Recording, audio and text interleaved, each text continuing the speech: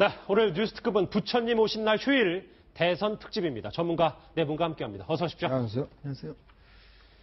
오셨군요. 오늘 정치권 이슈로 바로 들어가 볼 텐데 오늘 뉴스특급 준비한 첫 번째 주제는 바로 이겁니다. 유승민 못 버리겠다. 되돌아온 한척입니다.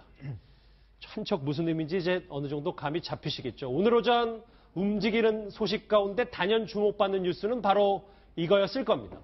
황영철 의원이 탈당 결정을 번복하고 다시 바른정당에 남기로 했는데요. 오늘 오전 휴일임에도 기자회견을 자청한 황영철 의원의 목소리부터 먼저 들어보시죠.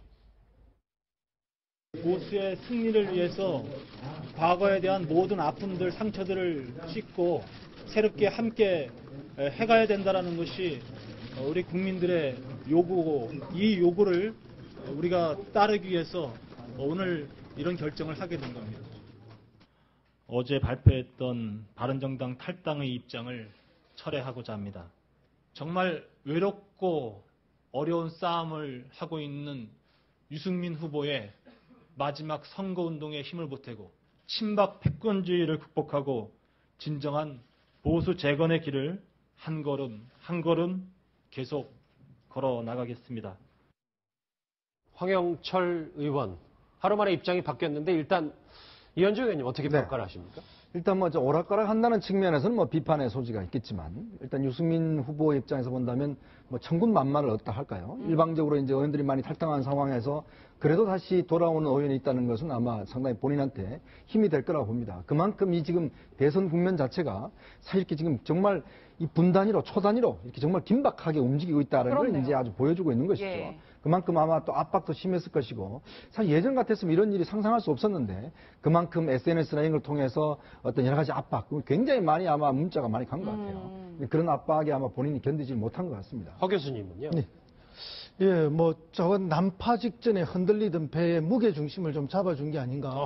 방금 말씀하신 것처럼 번복 이런 모습도 있긴 하지만 그래도 어쨌든 어제 지난밤 그 토론에서 유승민 후보가 이야기를 했습니다. 국민 여러분, 저에게는 아직 12척이 남아 있습니다. 예. 최선을 다하겠습니다. 이런 이야기를 했는데 12척, 이수신 장군이 마지막에 12척을 하지 않았습니까? 그때도 한 척이 더 있었다는 이야기가 있죠. 역사 속에서. 지금 그 한 척이 지금 돌아온 거라 이렇게 봅니다. 그래서 13척으로 마지막 승부를 하는데 큰 힘이 되어주지 않겠냐 이렇게 봅니다. 예. 말씀하셨던 것처럼 황당 번복이라는 말도 있고 늦었지만 유승민 후보에게 큰 힘이 될 것이라는 평가가 엇갈려서요. 그래서 저희가 직접 당사자를 만나보겠습니다. 황영철 의원 나와 있습니다. 안녕하십니까? 예, 황영철입니다. 이 번복한 뒤에 방금 11시에 기자회견을 열었는데 그 이후에 유승민 후보와는 통화를 하셨나요? 아니요, 유승민 후보가 바쁜 일정을 보내고 계셔서 예. 기자회견 이후에는 통화를 못했고요. 예. 어제 밤에 늦게 11시가 넘어서 전화를 주셨어요. 그래서 많은 이야기를 나눴습니다. 아, 유승민 후보가 먼저 전화를 한 겁니까? 네네네. 어제 제가 탈당 기자회견을 하고 그리고 나서 깊은 고심을 하고 있는 것으로 이제 언론에 보도된 이후에 예. 이제 이런 보고를 받으셨겠죠. 얘기를 들으시고 저에게 전화를 주셔서 방송 토론 끝나고 또 유세 일정 하시면서 대단히 힘들고 지친 목소리였습니다만 그래도 아주 따뜻하게 본인이 여러 가지를 잘 못 챙겨서 미안하다. 그리고 그러나 우리가 아무리 힘들더라도 우리가 이 건강한 보수 세력의 중심이 돼서 함께 나갈 수 있도록 좋은 결정을 해달라. 이렇게 말씀을 주셨어요. 그렇군요. 예. 네. 의원님, 그런데 일각에서는 자유한국당 입당이 좀 어려워지니까 하루 만에 탈당 번복한 거 아니냐, 이런 지적들도 있어요. 제가 지금 우리 현역 의원님들이 이 자유한국당에 입당했을 경우에 예. 자유한국당 내에서 현역 의원들을 입당을 안 받을 수가 없는 상황일 거고요. 그리고 이 현역 의원들은 나중에 각 지역의 당협위원장으로 임명을 받을 겁니다. 저 또한 그런 상황 속에서 당연히 입당과 또 당협위원장 임명 절차가 이루어지겠죠. 예. 저는 그런 부분들이 두렵거나 걱정이 돼서 탈당을 번복한 것이 아니라는 것을 분명하게 말씀드리겠습니다. 있습니다. 그러니까 뭐 자유한국당 친박계 의원들이 반발해서 안 받아줄 것 같으니까 다시 돌아왔다 이런 건 오해란 말씀이시죠? 자유한국당 내에서 이제 어제 친박 핵심들의 성명서에 대해서 이러저런 해명을 하기 위해서 전화도 왔었고요. 예. 그리고 반드시 입당되고 그다음에 예정대로 당협위원장에 임명될 거다. 그런 입장은 또 홍준표 후보가 공개 석상에서 분명히 말한 바가 있다. 뭐 이런 얘기까지도 주셨어요. 그래서 저는 제가 무슨 자리를 보장받지 못하거나 이러한 것 때문에 입장을 번복했다라고 해석되는 것 자체가 저의 진정성을 훼손시키는 거다. 분명히 이렇게 말씀드릴 수 있습니다. 그렇군요. 예. 그제밤에 지금 홍준표 후보와 이제 심야 회동했던 화면이 지금 나가고 있는데 오늘 홍준표 후보가 황영철 의원을 향해서 아니면 국회의원이 그래 이런 말을 하더라고요. 네. 홍준표 대표님 후보님 같은 말씀이시죠.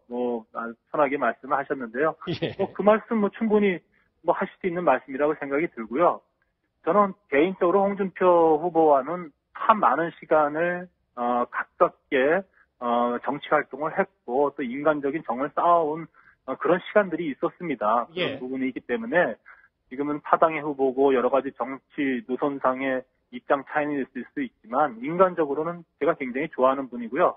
그리고 마음이 따뜻한 분이다라는 것은 제가 분명히 말씀드릴 수 있습니다.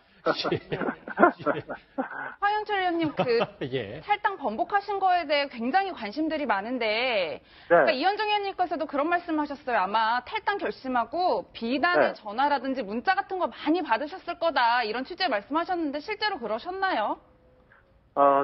정말 지난 탈당 선언 이후에 찬반의 문자 전화 많이 받았죠. 그러나 제가 정말 가슴 아프게 생각하는 것은 지난 청문회 과정과 저희들이 탄핵 과정 그리고 창당 과정에서 제가 한 발언들 그리고 이것에 대해서 진정성을 느끼고 많은 박수와 격려를 보내주셨던 국민들이 계십니다. 그리고 젊은 친구들이 그리고 많았고요. 그렇죠. 이런 젊은 친구들이 저에게 그때 보수의 희망도 보았고 또 정치인들, 국회의원들이 정말 이런 국회의원들이 있어서 희망이 보인다라고 이야기했던 그런 젊은 친구들이 실망했다, 투표하고 싶지 않다라고 문자 메시지를 보내온 거를 읽고서 제가 너무나 많이 가슴이 아팠습니다. 그래서 저의 행동이 이 국민들과 또 이 나라의 정치를 바라보는 젊은이들에게 참 많은 영향을 주고 있구나에 대해서 깊이 성찰하게 되었고 그들에게 좋은 모습을 보이는 정치인으로 남아야 되겠다. 그리고 제가 지역이 이 강원도 최북단 지역인 철원하천 양구인 홍천이거든요. 어느 지역보다도 보수 성향이 강한 곳입니다.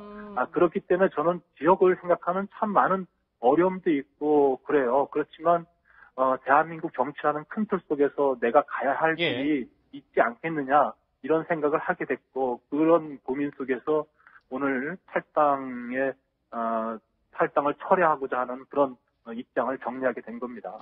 비난 문자 많이 받으신 것 같은데요, 얘기를 들어보니까.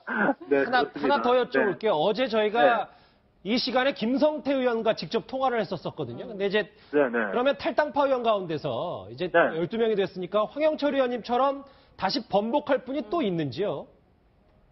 글쎄, 그거 제가 참 이야기하기가 어렵습니다만 어젯밤과 오늘 사이에 사실은 장제원 의원과 참 많은 이야기를 했어요. 전화 통화를. 장제원 의원이요?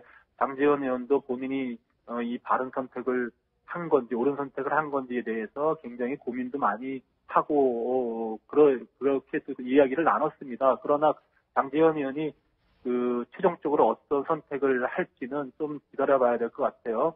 사실 장제원 의원은 조금 심경의 변화가 있다. 저희가 이렇게 받아들여도 됩니까? 글쎄, 그거 제가 장제원 의원을 대신해서 이야기할 수는 없고요.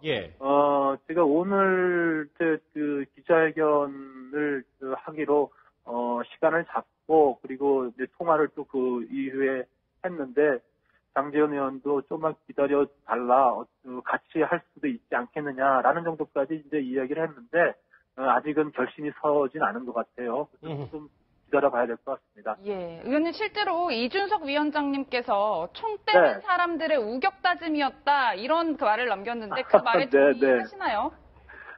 제가 준석이한테, 이거 이준석 위원장한테, 편하게 말씀하셔도 됩니다. 네, 너무 이 상황을 리얼하게 그렇게 다 얘기해서는 안 된다. 그렇게 아주 웃음 섞인 그런 이제 문자를 좀 보냈더니, 죄송, 뭐 이렇게 왔어요. 예. 그런데, 뭐 제가 우격 따짐을 당하거나 그런 건 아니고요. 제가 여기 어저께 탈당 입장을 최종 정리하기 전까지 사실은 확신이 서지 않고 과연 이것이 옳은 길인가 깊이 고민하는 그런 과정 속에서 동료 의원이 그래도 우리가 지금까지 함께 고민했으니 같이 가자. 라는 그런 이제 강한 권유를 받았던 것인데 이제 그런 거를 아마도 이제 뭐 우격다짐 당한 거 아니냐 이렇게 어디서 얘기를 듣고서 쓴 것 같아요. 근데 그거는 적절한 표현은 아닌 것 같습니다. 알겠습니다. 네. 탈당 결정에서 다시 번복해서 일부에서 여러 논란이 있고 지금도 뜨겁지만 일단 저희 뉴스특급과 진솔한 인터뷰를 해주셔서 일단 그것 감사드립니다. 고맙습니다. 네, 감사합니다. 다시 바른정당으로 돌아온 황영철 의원을 직접 만나봤습니다. 여러 가지 얘기를 참 의미심장한 얘기를 많이 했는데 일단 장제원 의원이 좀 고민하고 있다. 약간 그런 뉘앙스. 물론 장제원 의원 제가 방송 끝나고 직접 또 통화도 해봐야 될 것 같다는 생각 드는데 박상원 소장님. 네. 이렇게 되니까 다시 또 유승민 후보 측으로 무게가 좀 쏠리는 겁니까? 어떻게 봐야 돼요? 그러니까 저는 다 친한 분들도 많이 계시는데 왜 이렇게 서둘렀는지 나쁜 머리로 아무리 이해를 하려고 해도 이해가 사실 잘 안 갔습니다. 대선 며칠 남지도 않았고 어쨌든 단일화 시도를 해서 안 됐으면 완주하고 지방선거가 1년 남았고 총선은 3년 남았지 않습니까? 그런데 뭐가 급해서 이렇게 화들짝 놀란 듯이 친정으로 돌아갔어야 됐느냐에 대해서 의구심이 하나 있고 또 하나는 우리가 대선 국면에서 굉장히 간과하고 있었던 게 자유한국당 내의 힘 관계거든요. 숲속에서 바짝 엎드려 있는 자유한국당의 가장 큰 정치 세력이 있죠. 이른바 친박 핵심들이죠. 대선 때는 득표 때문에 나서지 않고 있었지만 기본적으로 이 사람들이 돌아오겠다 하니까 서청원 전 대표부터 김진태 의원 등등은 굉장히 좀 격앙된 목소리로 반대를 하고 있고 심지어 어떤 의원들은 그 사람들이 오면 내가 당을 나가겠다 이런 얘기까지 있지 않습니까? 그러니까 대선 중에 잠복돼 있었지만 기본적으로 자유한국당의 최대 계파, 자유한국당에서 최고 힘을 가진 집단이 누구인가를 우리가 깜빡 잊고 있었는데 그 친박 핵심들이 그대로 있는 것이죠, 사실은. 그런 부분에서 좀 이렇게 이제 마찰음이 나오고 이제 황영철 의원은 가려 하다가 황영철 의원 말씀 들어보면 가고자 했으나 가만 생각하니까 그분들이 계시던 걸 깜빡했다. 그래서 못 가겠다. 그 말씀인 것 같은데. 본인은 그렇게 얘기를 안 했습니다. 어쨌든 뉘앙스가 어찌됐든 이게 참 권력이 어떤 것인지 저는 안 잡아봐서 모르겠지만 모양이 굉장히 볼썽사나운 것은 좀 사실입니다. 볼썽사나운 건 사실이고 아까 장제원 의원 얘기도 좀 하고 어쨌든 조금 뭔가 또 요동이 치는 것 같은 건 분명해 보여요. 어제 이 집당 탈당 사태 이후로 오히려 유승민 후보 측 후원금이 급증했다고 하는데요. 어제 유승민 후보 이거에 대해서 이렇게 얘기했습니다. 나왔는데요. 그래요? 네.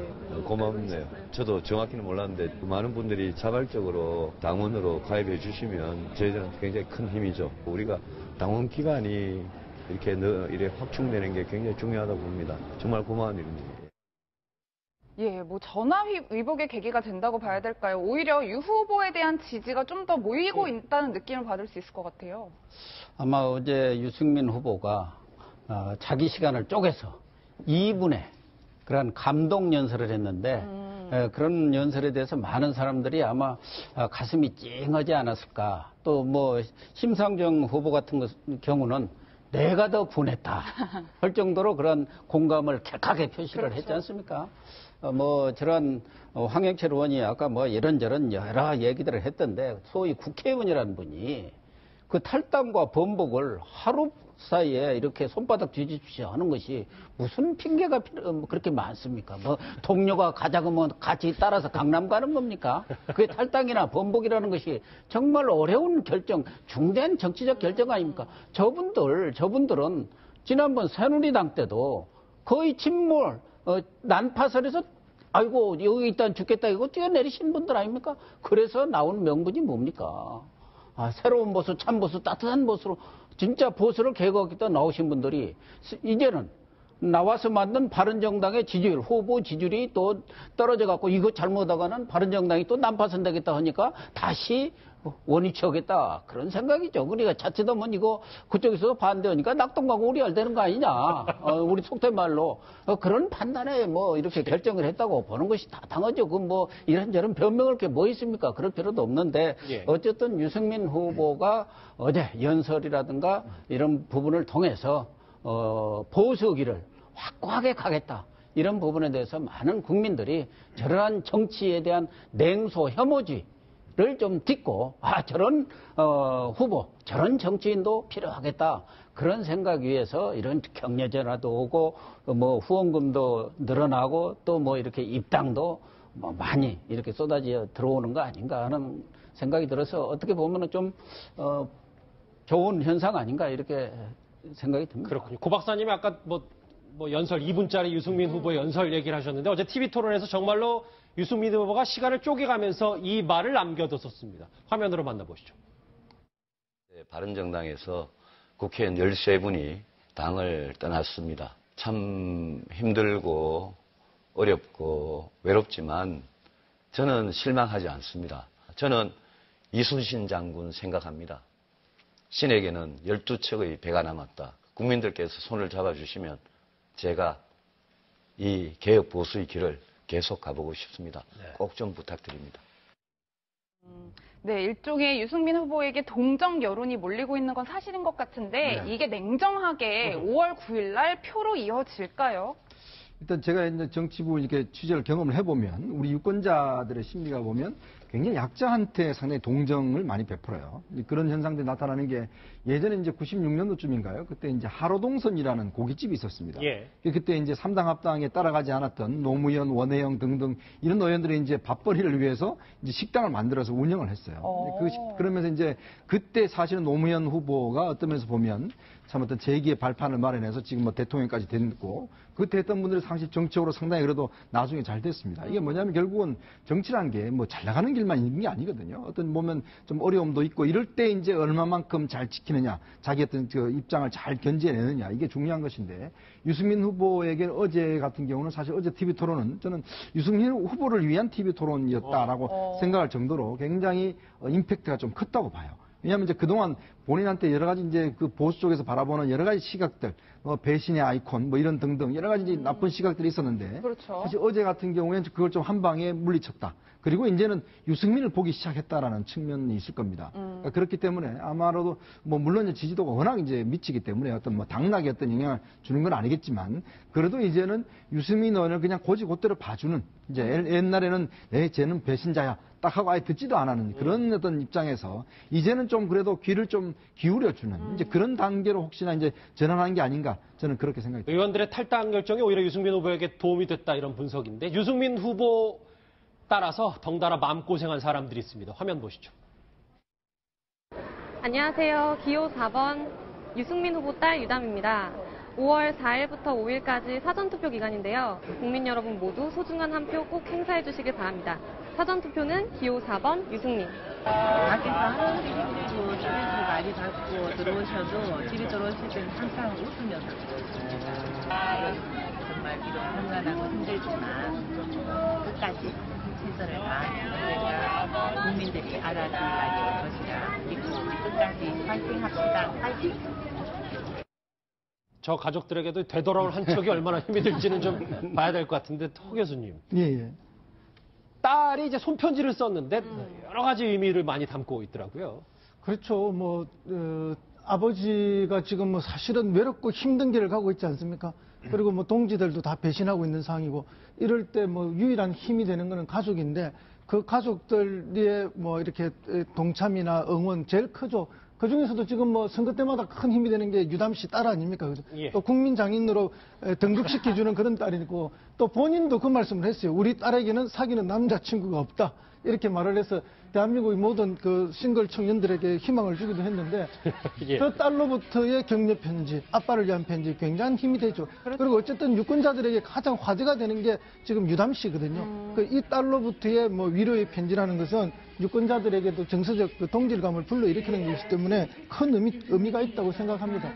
그렇군요. 지금까지는 이제 되돌아온 한 척, 이제 유승민 후보 쪽 얘기를 해봤다면 반대급부도 당연히 있을 텐데 어제 홍준표 후보와 유승민 후보의 설전부터 먼저 만나보고 오시죠. 내가 지금 어제 바른정당 의원들을 이제 만나보니까 왜 나오려고 하냐 그래 물으니까 후보가 덕이 없어서 도저히 대선을 못 치르겠다. 그런 식으로 비열하게 질문하니까 그런 이야기가 나오죠. 성완종 1억 사건으로 뇌물 재판을 받고 계시는 중이고 대부분 재판이 나면 대통령 그만두셔야 될 사람이고 그 성범죄의 강간 미수를 스스로 그래 하신 분인데 지금 뭐 다른 후보를 그렇게 비방할 자격이 있으십니까? 대구 가보면 유 후보는 배신자로 되어 있어가지고 앞으로 정치하기 어려워요. 대구에서는. 홍 후보님 제가 누구를 배신했습니까? 박근혜 대통령을 배신했죠. 제가 정치적으로 배신하고 인간적으로 배신하고 정책적으로 배신했죠.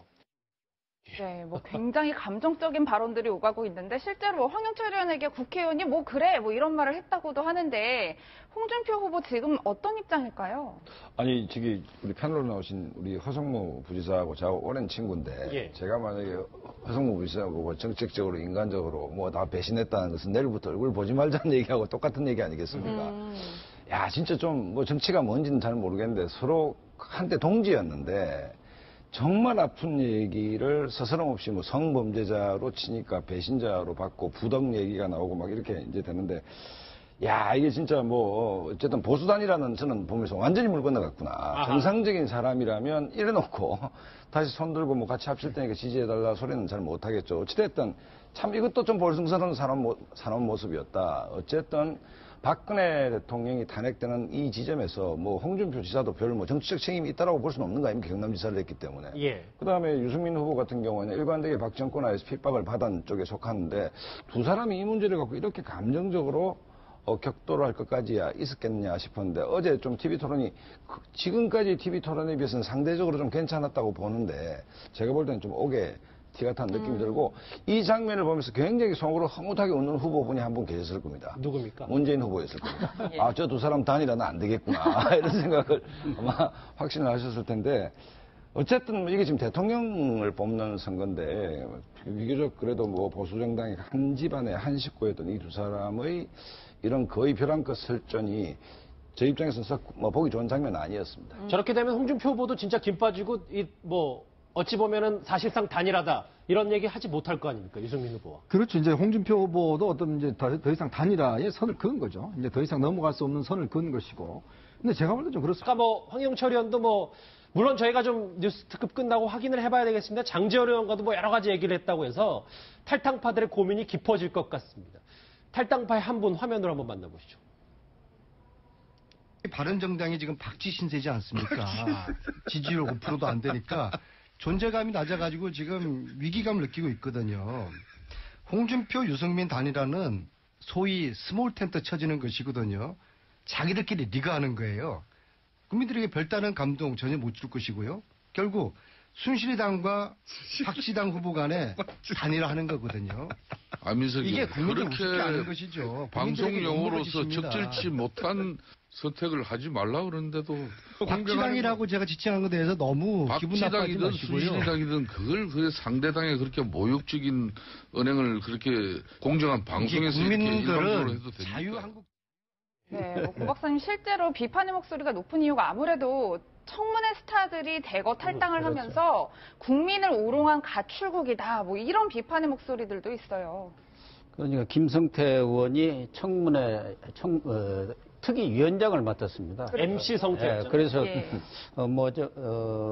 친박 패권주의라든가 또 국정농단에 대해서 정말 청문회에서 쥐nom하게 꾸짖는 모습들이 엊그제 같아요. 근데 본인이 제가 볼 때는 안민석 의원도 타당에 대해서 어떻게 보면 좀 모욕적 언행을 한 것은 사실 아니냐. 그래서 지금 이 김성태 의원이 모욕적 언행을 하지 말라 이렇게 하셨는데 김성태 의원이야말로 모욕적 언행을 하셔서는 안 될 뿐이 했기 때문에 이 그 국민적 이런 비난이 있는 것 아닌가 그렇게 보여지고 지금 뭐 당장에 앞서 잠깐 얘기가 나왔습니다만은 한국당의 서청원 과거에 이 김성태 의원 등을 비롯한 그 바른정당에 가신 분들이 팔적으로 국정농단 팔적으로 지적했던 분 아닙니까? 예. 가장 그 우두머리였죠. 서청원 의원 벼룩도 낯짝이 있지. 이런 식으로 이렇게 비난을 했고, 예. 뭐 한성교 의원이라든가 윤상현 의원 등 이런 분들도 이런 그 바른정당에서 이렇게 나오신 분들의 복당에 대해서 아주 강한 거부 반응을 표출을 했기 때문에 현실적으로 지금 양쪽에서 지금 원래 새누리당에서 가출했다가 또 이제는 바른정당에서 가출했는데 어디서 받을 데가 없으니까 정치 유목민 내지는 낭인이 될 것 같은 느낌도 듭니다. 너무 세게 말씀하시는 거 아니에요? 아니 정치 유목민이라고 노마드라고 좀 어렵게 얘기하면 노마드입니다. 예. 오갈 데 없으면 노마드가 되는 거 아닙니까? 예. 하여튼 네 분 말씀 종합해 보니까 일단 황영철위원의 되돌아온 척이 유승민 후보에겐 일단은 뭐 어느 정도 힘이 될 것이고 홍준표 후보는 약간 좀 김이 빠졌다 뭐 이런 평가도 있는데 일단 그게 표심으로 직결될지는 한번 지켜봐야 되겠습니다. 다음 주제 넘어가기 전에요. 어제 대선 후보 마지막 토론회가 있었습니다. 미공개 영상 저희가 화면으로 꾸며봤는데 그것부터 먼저 만나보시죠.